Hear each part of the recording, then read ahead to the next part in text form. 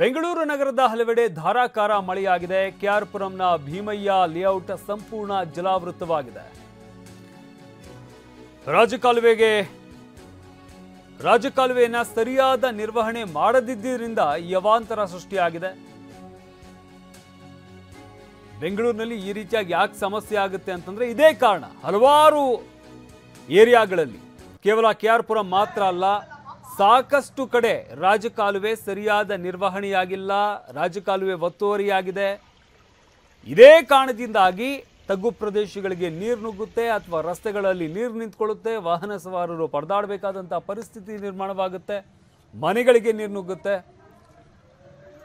ಇದೆಲ್ಲದಕ್ಕೂ ಅತಿ ದೊಡ್ಡ ಕಾರಣ ಅಂತಂದ್ರೆ ರಾಜಕಾಲುವೆ ಸರಿಯಾದ ನಿರ್ವಹಣೆ ಮಾಡದೇ ಇರುವಂಥದ್ದು, ಹಾಗೆ ರಾಜಕಾಲುವೆ ಒತ್ತುವರಿ ಮಾಡ್ಕೊಂಡಿರುವಂಥದ್ದು, ಇದ್ರ ಜೊತೆಗೆ ರಾಜಕಾಲುವೆಯನ್ನೇ ಮುಚ್ಚಾಕಿರುವಂಥದ್ದು. ಇದು ಪ್ರಮುಖವಾದಂತಹ ಸಮಸ್ಯೆ. ಬೆಂಗಳೂರು ನಗರದ ಹಲವೆಡೆ ಧಾರಾಕಾರ ಮಳೆಯಾಗಿದೆ, ಹಲವಾರು ಕಡೆ ಅವಾಂತರಗಳು ಸೃಷ್ಟಿಯಾಗಿದ್ದಾವೆ. ಸದ್ಯಕ್ಕೆ ನಾವು ಗಮನಿಸ್ತಾ ಇರುವಂಥದ್ದು ಕೆಆರ್ಪುರಂನ ಭೀಮಯ್ಯ ಲೇಔಟ್ ಗಮನಿಸ್ತಾ ಇದ್ದೀವಿ. ಸಂಪೂರ್ಣ ಜಲಾವೃತವಾಗಿದೆ ಭೀಮಯ್ಯ ಲೇಔಟ್. ರಾಜಕಾಲುವೆ ಸರಿಯಾದ ನಿರ್ವಹಣೆ ಮಾಡದೇ ಇರುವಂಥ ಕಾರಣದಿಂದಾಗಿ ಈ ಒಂದು ಅವಾಂತರ ಸೃಷ್ಟಿಯಾಗಿದೆ. ಗಮನಿಸ್ತಾ ಇರುವಂಥದ್ದು ಸದ್ಯಕ್ಕೆ ಭೀಮಯ್ಯ ಲೇಔಟ್, ಕೆಆರ್ಪುರಂನ ಭೀಮಯ್ಯ ಲೇಔಟ್ನ ದೃಶ್ಯಾವಳಿಗಳನ್ನು ಗಮನಿಸ್ತಾ ಇದ್ದೀವಿ. ಕೇವಲ ಕೆಆರ್ಪುರಂ ಮಾತ್ರ ಅಲ್ಲ, ಈ ರೀತಿಯಾಗಿ ಸಾಕಷ್ಟು ಕಡೆ ಬೆಂಗಳೂರಿನ ಹಲವಾರು ಭಾಗಗಳಲ್ಲಿ ಇದೇ ರೀತಿಯಾದಂಥ ಸಮಸ್ಯೆ ಇದೆ. ಯಾಕೆ ಅಂತಂದರೆ ರಾಜಕಾಲುವೆಯನ್ನು ಸರಿಯಾಗಿ ನಿರ್ವಹಣೆ ಮಾಡಿಲ್ಲ. ಸರಿಯಾಗಿ ನಿರ್ವಹಣೆ ಮಾಡಿಲ್ಲ ಅಂದರೆ ರಾಜಕಾಲುವೆಯಲ್ಲಿ ನೀರು ಹೋಗೋದಕ್ಕೆ ಸರಿಯಾದಂಥ ವ್ಯವಸ್ಥೆ ಮಾಡಿಕೊಟ್ಟಿಲ್ಲ. ಅಲ್ಲಿ ಕಸ ತುಂಬಿಕೊಂಡಿರುವಂಥದ್ದು ಅಥವಾ ಜನಗಳು ಪ್ರತಿನಿತ್ಯವೂ ತಂದು ಅಲ್ಲಿ ಕಸ ಹಾಕಿ ಆ ನೀರು ಹೋಗೋದಕ್ಕೆ ಜಾಗ ಇರೋದಿಲ್ಲ. ಇನ್ನು ಕೆಆರ್ ಮಾರುಕಟ್ಟೆಯ ಹುಸ್ಕೂರು ಭಾಗದಲ್ಲೂ ಕೂಡ ಮಳೆ ಆಗಿದೆ. ವೀರಸಂದ್ರದಿಂದ ಹುಸ್ಕೂರು ಗೇಟ್ ರಸ್ತೆ ಜಲಾವೃತವಾಗಿದೆ. ಮಳೆ ನೀರು ನಿಂತ ಪರಿಣಾಮ ಸಂಚಾರ ಸಮಸ್ಯೆ ಇಲ್ಲೂ ಕೂಡ ಉಂಟಾಗಿದೆ. ಕೆಆರ್ ಮಾರ್ಕೆಟ್ ಅಂತೂ ಮಳೆ ಬಂದರೆ ಅಲ್ಲಿ ಯಾವ ರೀತಿಯಾಗಿ ವಾತಾವರಣ ಇರುತ್ತೆ ಅನ್ನೋದು ಅಲ್ಲಿ ಓಡಾಡುವಂಥ ಜನರಿಗೆ ಅಥವಾ ಅಲ್ಲಿ ವ್ಯಾಪಾರ ಮಾಡುವಂಥವರು, ವ್ಯಾಪಾರಸ್ಥರು, ಗ್ರಾಹಕರು ಅವರೆಲ್ಲರೂ ಕೂಡ ಗೊತ್ತಿರುತ್ತೆ. ಒಂದು ಕಡೆ ಸಂಪೂರ್ಣವಾಗಿ ಗಲೀಜಾಗಿ ಹೋಗಿರುತ್ತೆ. ಅಲ್ಲಿ ಆ ವೇಸ್ಟ್ ಆಗಿರುವಂತಹ ತರಕಾರಿ ಇರ್ಬೋದು ಅಥವಾ ಬೇರೆ ಬೇರೆ ವಸ್ತುಗಳನ್ನು, ಹೂವು, ಇವುಗಳನ್ನೆಲ್ಲ ತಂದು ಒಂದೊಂದು ಕಡೆ ಹಾಕಿರ್ತಾರೆ. ಬಟ್ ಈ ಮಳೆ ಬಂತು ಅಂತಂದರೆ ಅದೆಲ್ಲವೂ ಕೂಡ ತರಕಾರಿ, ಹೂವು ಅದೆಲ್ಲವೂ ಕೂಡ ರಸ್ತೆಗೆ ಬರುವಂಥದ್ದು, ಅಲ್ಲೆಲ್ಲವೂ ಕೂಡ ಅದು ಕೊಳೆತು ಹೋಗುವಂಥದ್ದು. ರಸ್ತೆಯಲ್ಲೇ ಓಡಾಡೋದಕ್ಕೂ ಕೂಡ ಸಾಧ್ಯವಾಗೋದಿಲ್ಲ. ಮಳೆ ನಿಂತು ಈ ನೀರು ಆ ರಸ್ತೆಯಲ್ಲಿ ನೀರು ನಿಂತಿದೆ, ಇದೆಲ್ಲವೂ ಕೂಡ ಆ ನೀರು ಖಾಲಿ ಆದರೂ ಕೂಡ 2-3 ದಿನ ಅಲ್ಲಿ ಸರಿಯಾಗಿ ಓಡಾಡೋದಕ್ಕಾಗೋದಿಲ್ಲ ಕೆಆರ್ ಮಾರುಕಟ್ಟೆಯಲ್ಲಂತೂ. ಆ ರೀತಿಯಾದಂಥ ಒಂದು ಪರಿಸ್ಥಿತಿ ಮಳೆ ಬಂದರೆ ಕೆಆರ್ ಮಾರ್ಕೆಟಲ್ಲಿ ನಿರ್ಮಾಣವಾಗುತ್ತೆ. ಇದು ಗಮನಿಸ್ತಾ ಇದ್ದೀವಿ. ಒಂದು ಕಡೆ ಕೆಆರ್ ಮಾರ್ಕೆಟು, ಮತ್ತೊಂದು ಕಡೆ ಹುಸ್ಕೂರು, ಎರಡೂ ಕಡೆ ರಸ್ತೆಗಳು ಸಂಪೂರ್ಣವಾಗಿ ಜಲಾವೃತವಾಗಿರುವಂಥ ದೃಶ್ಯಾವಳಿಗಳನ್ನು ಗಮನಿಸ್ತಾ ಇದ್ದೀವಿ. ಇದು ಬೆಂಗಳೂರಿನಲ್ಲಿ ಮಳೆ ಬಂದರೆ ಆಗುವಂತಹ ಅವಾಂತರಗಳು, ಸಮಸ್ಯೆಗಳು. ರಸ್ತೆಗಳೆಲ್ಲವೂ ಕೂಡ ಜಲಾವೃತವಾಗುತ್ತೆ. ಅದರಲ್ಲೂ ಕೂಡ ಕೆಆರ್ ಮಾರ್ಕೆಟ್, ಇಲ್ಲಿ ಮಳೆ ಬಂತು ಅಂತಂದರೆ, ಮಳೆ ಬಂದಿದ್ದು ದಿನ ಒಂದು ಸಮಸ್ಯೆ ಆಯಿತು ಅಂತಂದರೆ, ಮಳೆ ನಿಂತು ಆ ನೀರು ಖಾಲಿ ಆದಮೇಲೆ ಮತ್ತೊಂದು ರೀತಿಯಾದಂಥ ಸಮಸ್ಯೆಗಳು. 2-3 ದಿನ ಅಲ್ಲಿ ಓಡಾಡೋದಕ್ಕೂ ಕೂಡ ಸಾಧ್ಯವಾಗೋದಿಲ್ಲ. ಅಷ್ಟರ ಮಟ್ಟಿನ ಒಂದು ಸಮಸ್ಯೆ ಅಲ್ಲಿರುತ್ತೆ. ಇನ್ನು ಮತ್ತೊಂದು ಕಡೆ ಸರ್ಜಾಪುರ ದೃಶ್ಯಾವಳಿಗಳನ್ನು ಕೂಡ ನಾವು ಗಮನಿಸ್ತಾ ಇದ್ದೀವಿ. ಸರ್ಜಾಪುರದಲ್ಲೂ ಕೂಡ ನೀರು ಯಾವ ಮಟ್ಟಿಗೆ ನಿಂತಿದೆ ಅನ್ನೋದನ್ನು ಗಮನಿಸ್ಬೋದಾಗುತ್ತೆ. ಸರ್ಜಾಪುರದಲ್ಲೂ ಕೂಡ 2-3 ಅಡಿ ನೀರು ನಿಂತಿದೆ. ಇದರಿಂದಾಗಿ ವಾಹನ ಸವಾರರು ಓಡಾಡೋದಕ್ಕೂ ಕೂಡ ಕಷ್ಟವಾಗ್ತಾ ಇದೆ.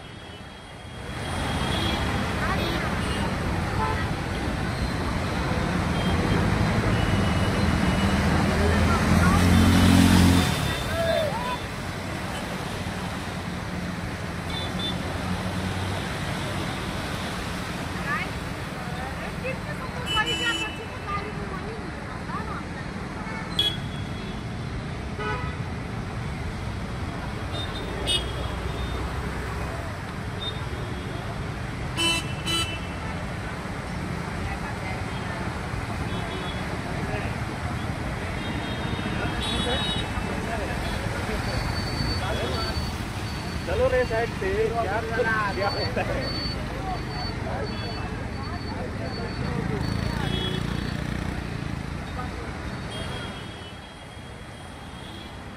ಎಸ್, ಬೆಂಗಳೂರಿನಾದ್ಯಂತ ನಿರಂತರವಾಗಿ ಸುರಿದಂತಹ ಮಳೆಯಿಂದಾಗಿ ಸಾಕಷ್ಟು ಕಡೆ ಸಾಕಷ್ಟು ಅವಾಂತರಗಳು ಸೃಷ್ಟಿಯಾಗಿದ್ದಾವೆ. ಪ್ರತಿ ಬಾರಿಯೂ ಕೂಡ ಮಳೆ ಬಂದಂಥ ಸಂದರ್ಭದಲ್ಲಿ ನಾವು ಹೇಳ್ತಾನೆ ಇರ್ತೀವಿ ಯಾವ್ಯಾವ ಭಾಗದಲ್ಲಿ ಏನೇನು ಸಮಸ್ಯೆ ಆಗ್ತಾ ಇದೆ ಅಂತ. ಇನ್ನು ಮಳೆ ಬಂದ ಮರುದಿನ ಜನಪ್ರತಿನಿಧಿಗಳು ಸ್ಥಳಗಳಿಗೆ ಭೇಟಿ ಕೊಡ್ತಾರೆ, ನೋಡ್ತಾರೆ, ಶಾಶ್ವತ ಪರಿಹಾರವನ್ನು ಕಲ್ಪಿಸ್ತೀವಿ ಅಂತ ಹೇಳ್ತಾರೆ. ತಾತ್ಕಾಲಿಕವಾದಂಥ ಒಂದು ಪರಿಹಾರವೂ ಕೂಡ ಅದಕ್ಕೆ ಸಿಗೋದಿಲ್ಲ. ಇದು ಬೆಂಗಳೂರಿನ ಹಲವಾರು ಕಡೆ ಇರುವಂತಹ ಸಮಸ್ಯೆ. ಅದ್ರ ಜೊತೆಗೆ ಅಂದರೆ ಈ ಸಮಸ್ಯೆಗಳು ಯಾಕೆ ಆಗ್ತಾ ಇದ್ದಾವೆ ಅಂತಂದರೆ ರಾಜಕಾಲುವೆಯನ್ನು ಒಂದು ಕಡೆ ಸರಿಯಾಗಿ ನಿರ್ವಹಣೆ ಮಾಡದೇ ಇರೋದು, ರಾಜಕಾಲುವೆ ಒತ್ತುವರಿ ಮಾಡ್ಕೊಂಡಿರುವಂಥದ್ದು, ರಾಜಕಾಲುವೆಯನ್ನೇ ಮುಚ್ಚಿ ಹಾಕಿರುವಂಥದ್ದು. ಕಂಪ್ಲೀಟ್ ಆಗಿ ರಾಜಕಾಲುವೆಗಳನ್ನು ಮುಚ್ಚಿ ಅದೆಲ್ಲವನ್ನು ಕೂಡ ಅಲ್ಲಿ ಜಾಗ ಮಾಡಿಕೊಂಡು ಅಲ್ಲಿ ಮನೆಗಳನ್ನು ಕಟ್ಕೊಂಡಿದ್ದಾರೆ. ಇದು ಬೆಂಗಳೂರಿನಲ್ಲಿ ಇಷ್ಟರ ಮಟ್ಟಿಗೆ ನೀರು ಒಂದು ಅರ್ಧ ಗಂಟೆ 1 ಗಂಟೆ ಮಳೆ ಬಂತು ಅಂದರೂ ಕೂಡ ಇಷ್ಟೆಲ್ಲ ಸಮಸ್ಯೆ ಆಗುತ್ತೆ. ಕೇವಲ 1 ಗಂಟೆ 1.5 ಗಂಟೆ ಸುರಿದಿರುವಂತಹ ಮಳೆ ಇದು. ಇದರಿಂದಾಗಿಯೇ ಇಷ್ಟು ಸಮಸ್ಯೆ ಆಗ್ತಾ ಇದೆ. ಇನ್ನು ದಿನಪೂರ್ತಿ ಮಳೆ ಸುರಿಯಿತು ಅಂತಂದರೆ ಏನು ಕತೆ, ಏನೇನು ಅನಾಹುತಗಳಾಗಬಹುದು ಗಮನಿಸ್ತಾ ಇದ್ದೀವಿ. ಹಲವಾರು ಕಡೆ ರಸ್ತೆಗಳಲ್ಲಿ, ರಸ್ತೆ ಮಧ್ಯದಲ್ಲಿ ವಾಹನಗಳು ಕೆಟ್ಟು ನಿಂತು ಟ್ರಾಫಿಕ್ ಜಾಮ್ ಉಂಟಾಗಿರುವಂಥದ್ದು. ಒಂದು ಕಡೆ ರಸ್ತೆಗಳಲ್ಲಿ ಹೋಗೋದಕ್ಕೆ ಆಗೋದಿಲ್ಲ, ಅಂಥದ್ರಲ್ಲಿ ಈ ವಾಹನಗಳು ಕೆಟ್ಟು ನಿಂತಿರುವಂಥದ್ದು.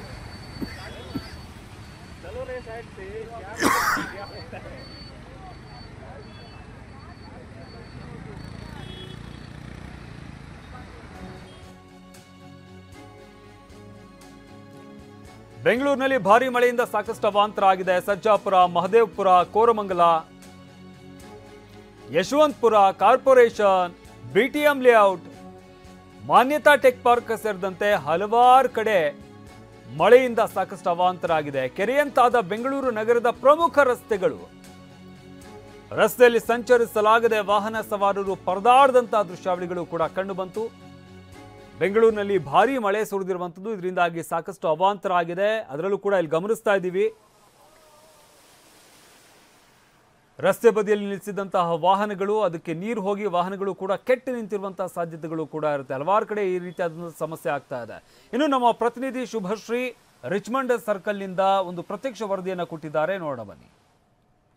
ಸದ್ಯಕ್ಕೆ ನಾನು ಶಾಂತಿನಗರದ ರಿಚ್ಮಂಡ್ ಟೌನ್ ನಲ್ಲಿದ್ದೀನಿ. ತಾವು ರಸ್ತೆಯನ್ನ ಗಮನಿಸಬಹುದು. ಬರೀ 1 ಗಂಟೆ ಜೋರಾಗಿ ಸುರಿದಂತಹ ಮಳೆಗೆ ಯಾವ ಮಟ್ಟಿಗೆ ನೀರು ತುಂಬಿಕೊಂಡಿದೆ ಅನ್ನೋದನ್ನ ತಾವಿಲ್ಲಿ ಗಮನಿಸಬಹುದು. ಇದು ರಸ್ತೆ, ಯಾವುದೇ ನದಿಯಲ್ಲ ಅಥವಾ ಹಳ್ಳನೂ ಅಲ್ಲ, ಇದು ರಸ್ತೆ. ಪ್ರತಿ ಬಾರಿ ಮಳೆ ಬಂದಾಗ ಇದೇ ಪರಿಸ್ಥಿತಿ ರಸ್ತೆಯಲ್ಲಿ ನಾವು ಗಮನಿಸಬಹುದು. ಅಷ್ಟೇ ಅಲ್ಲ, TV9 ಈ ಬಗ್ಗೆ ನಿರಂತರವಾಗಿ ವರದಿ ಕೂಡ ಮಾಡ್ತಾನೆ ಇದೆ. ಇನ್ನು ಬೆಂಗಳೂರಿನ ರಸ್ತೆಗಳ ಬಗ್ಗೆ ಹೇಳಬೇಕು. ಗುಂಡಿ ಬಿದ್ದಂತಹ ರಸ್ತೆ, ಅದರ ಮಧ್ಯೆ ಮಳೆ ಸುರಿದು ನೀರು ನಿಂತರೆ ಇದರ ಪರಿಸ್ಥಿತಿ ಹೇಳೋದೇ ಬೇಡ. ಸವಾರರು ಹೈರಾಣಾಗಿ ಹೋಗ್ತಾರೆ. ಈ ರಸ್ತೆಯಲ್ಲೇ ಇದೀಗ ವಾಹನಗಳು ಪ್ರಯಾಣಿಸ್ತಾ ಇದೆ. ಇನ್ನು ದ್ವಿಚಕ್ರ ವಾಹನ ಸವಾರರು ಅಂತೂ ಈ ಮಳೆಯ ನೀರಿನಿಂದಾಗಿ ಕಂಗಾಲಾಗಿ ಹೋಗಿದ್ದಾರೆ. ಒಂದ್ಸಲ ಮನೆ ಸೇರ್ಕೊಳ್ಳೋಣ ಅನ್ನುವಂತಹ ನಿಟ್ಟಿನಲ್ಲಿ ಮಳೆಯನ್ನೂ ಲೆಕ್ಕಿಸದೆ ಈ ರಸ್ತೆಯಲ್ಲಿ ಅವರು ಪ್ರಯಾಣಿಸುವಂತಹ ಪ್ರಯತ್ನವನ್ನು ಕೂಡ ದ್ವಿಚಕ್ರ ವಾಹನ ಸವಾರರು ಮಾಡ್ತಾ ಇದ್ದಾರೆ. ತಾವಿಲ್ಲಿ ಗಮನಿಸಬಹುದು, ರಸ್ತೆ ಪಕ್ಕದಲ್ಲಿ ಸಾಕಷ್ಟು ಜನರು ಈ ದ್ವಿಚಕ್ರ ವಾಹನವನ್ನ ಪಾರ್ಕ್ ಮಾಡಿ ತಮ್ಮ ಕೆಲಸದಲ್ಲಿ ನಿರತರಾಗಿದ್ದಾರೋ ಅಥವಾ ಮನೆಯೊಳಗೆ ಸೇರ್ಕೊಂಡಿದ್ದಾರೋ ಗೊತ್ತಿಲ್ಲ. ಆದ್ರೆ ಅವರು ವಾಪಸ್ ಬರುವಂತಹ ಹೊತ್ತಲ್ಲಿ ಈ ಬೈಕ್ ಮುಳುಗೋದಂತೂ ಪಕ್ಕ. ಯಾಕಂದ್ರೆ ಆ ಮಟ್ಟಿಗೆ ಮಳೆ ಸುರಿತಾ ಇದೆ. ಮಳೆಯ ನೀರು ರಸ್ತೆಯಲ್ಲೇ ತುಂಬಿಕೊಂಡು ಬಿಟ್ಟಿದೆ. ಸದ್ಯಕ್ಕೆ ನಾನು ರಸ್ತೆಗೆ ಇಳಿತಾ ಇದ್ದೀನಿ. ತಾವು ಗಮನಿಸಬಹುದು, ನೋಡಿ ಇದು ರಸ್ತೆ. ನಾನು ಯಾವುದೋ ನದಿ ಅಥವಾ ಹಳ್ಳದಲ್ಲಿ ಹೋಗಿ ನಿಂತಿರೋದಲ್ಲ. ಇದು ಬೆಂಗಳೂರಿನ ಮುಖ್ಯ ರಸ್ತೆಯಲ್ಲೇ ಈ ಮಟ್ಟಿಗೆ ನೀರು ತುಂಬಿಕೊಂಡಿದೆ. ನೋಡಿ, ಇಲ್ಲಿ ಆಟೋ ಸವಾರರು ಕೂಡ ಹೋಗ್ತಾ ಇದ್ದಾರೆ. ಆಟೋ ಹೋಗ್ತಾ ಇದೆ. ಯಾವ ಮಟ್ಟಿಗೆ ನೀರು ಇಲ್ಲಿ ಹಾರ್ತಿದೆ ಅನ್ನೋದನ್ನ ತಾವು ಗಮನಿಸಬಹುದು. ನೋಡಿ, ಇದು ರಸ್ತೆ. ಈ ರಸ್ತೆಯಲ್ಲಿ ವಾಹನ ಹೆಂಗ್ ಹೋಗ್ಬೇಕು ಹೇಳಿ?